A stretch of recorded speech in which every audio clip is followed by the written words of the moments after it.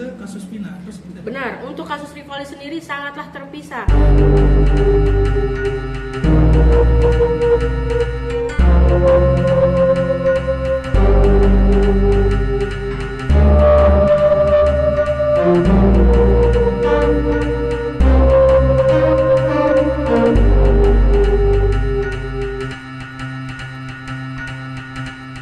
Kasusnya Rivaldi ini sendiri terpisah ya, tapi ditarik ke kasus Vina.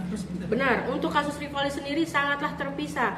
Itu anak sudah ditahan di Polsek Kuta Barat dari tanggal 30, ya kan? Terus udah gitu, pada saat tanggal 31 Agustus 2016, ketujuh anak yang ada tinggal di SMP 11 ini ditangkap oleh Pak Rudiana, ya. Terus mungkin kekurangannya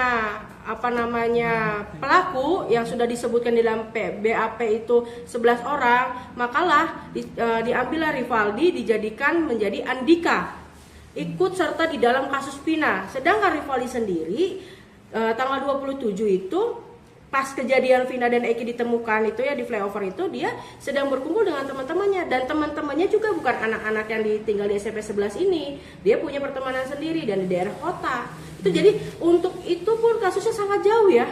Nah, sedangkan gini, untuk menariknya lagi adalah kasus Rivaldi di tanggal 29 yang penganiayaan dan pembawaan sajam itu sudah divonis ya.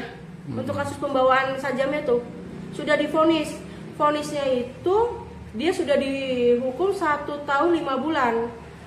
Vonisnya putusannya tanggal 31 Januari 2017. Sedangkan sidang untuk kasus Vina itu setelah vonisnya dia untuk kasus sajamnya.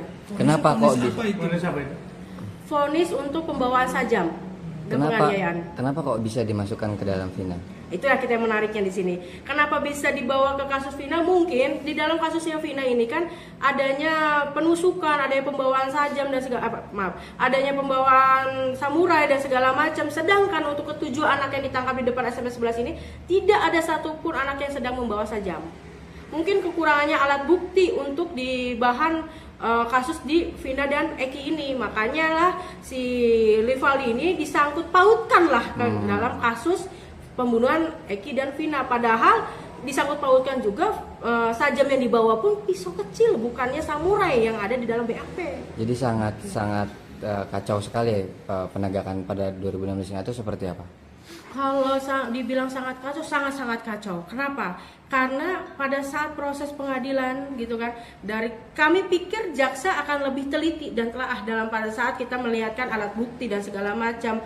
Terus perannya Rivaldi di sini tidak adanya namanya Andika, dari yang namanya tadi Rivaldi Aditya Wardana alias Andika berubah menjadi Rivaldi Aditya Wardana alias Ucil. Itu kan sudah sangat tidaknya konsisten ya dalam hukum saat itu 2016 itu. Terus juga majelis saat kita hadirkan beberapa saksi yang menyatakan bahwa Rivaldi tanggal 27 itu tidaklah bermain atau berkumpul di depan SMP 11. Tapi saat itu pun maupun jaksa maupun majelis hakim itu tidak ada yang mendengar pembelaan kami tim pengacara dari Rivaldi. Itulah sangat mengecewakan, dan saat ini kami mungkin pengacara saat ini lebih pede ya untuk muncul. Kenapa? Karena banyak media yang mendukung kami, sedangkan dulu tidak ada satupun media yang mendukung kami. Makanya berharap PK ini mudah-mudahan majelis juga nanti yang membaca PK-nya Rivaldi baca dengan teliti di mana titiknya namanya Rivaldi, sedangkan di sini adanya Andika. Oke, kapan itu rencana akan diajukan? Oke, untuk rencananya sebenarnya untuk tim Cirebon sudah siap untuk berapa persennya. Tetapi kami masih akan koordinasi dengan pihak Bandung. Kalau tidak dalam waktu minggu ini, kemungkinan minggu depan.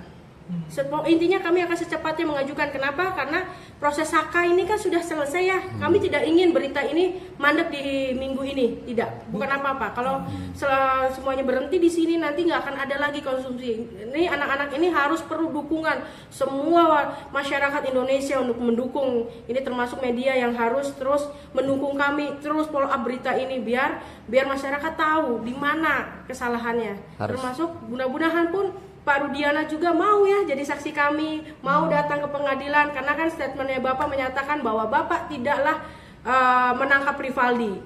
Ya Pak ya. Ada rencana untuk menyurati Pak Rudiana untuk menjadi saksi rencananya? Nanti kita bahas oleh tim.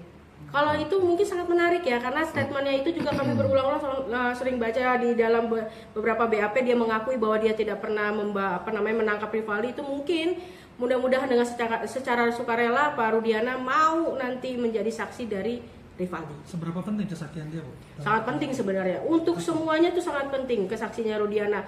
Bahwa sebenarnya kasus yang meninggalnya anaknya ini benar apa tidaknya itu kan beliau juga yang tahu kan. Pada saat itu juga beliau yang ikut menyelidiki kan sebagai seorang ayah kan, seperti itu.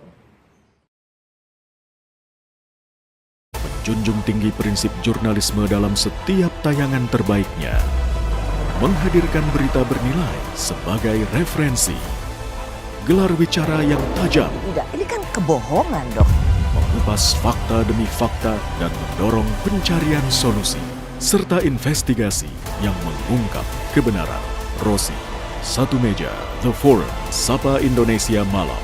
Nilu, ikuti semuanya bersama Kompas TV.